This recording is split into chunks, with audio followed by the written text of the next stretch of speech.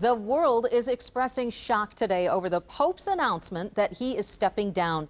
Pope Benedict XVI is 85 years old and says he no longer has the physical or mental strength to lead the world's Catholics. This comes as a surprise to most people, although Pope Benedict did hint 2 years ago that if a pope doesn't have the strength to perform his duties, then he should step down.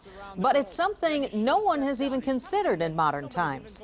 A pope today has to conduct, hundreds, if not thousands, of audiences, meetings, encounters every year. It takes a tremendous physical toll. As for what's next for Pope Benedict, he will retire to a spiritual life in the monastery of the Vatican for the rest of his life. From the Vatican to Grand Rapids, West Michigan is reacting to the decision by Pope Benedict to step down. 24 Hour News 8's Joe LaFurgey spoke with some parishioners today and one high-ranking West Michigan man who's directly affected by this decision. Joe? Ryan, there are some 182,000 parishioners in the 11-county Grand Rapids Diocese.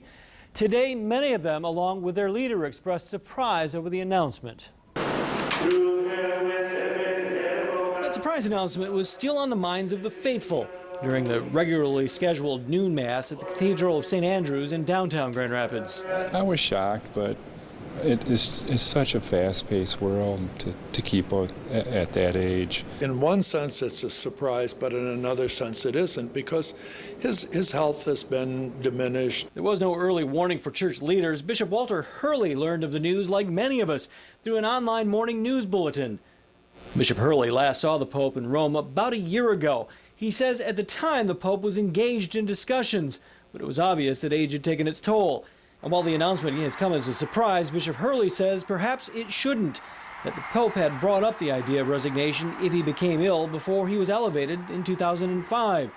He said today's announcement shows the love the pontiff has for the church. So I really think it's just a tribute to the man in recognizing that, look, the church needs more than I can give at this point.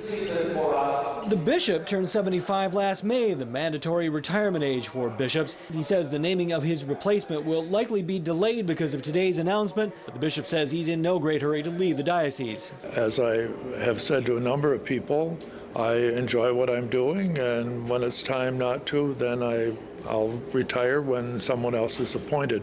But in all likelihood, that appointment would be made by the next pope. Coming up at 5:30, the reaction from a West Michigan priest who was in a Vatican classroom when the news came out.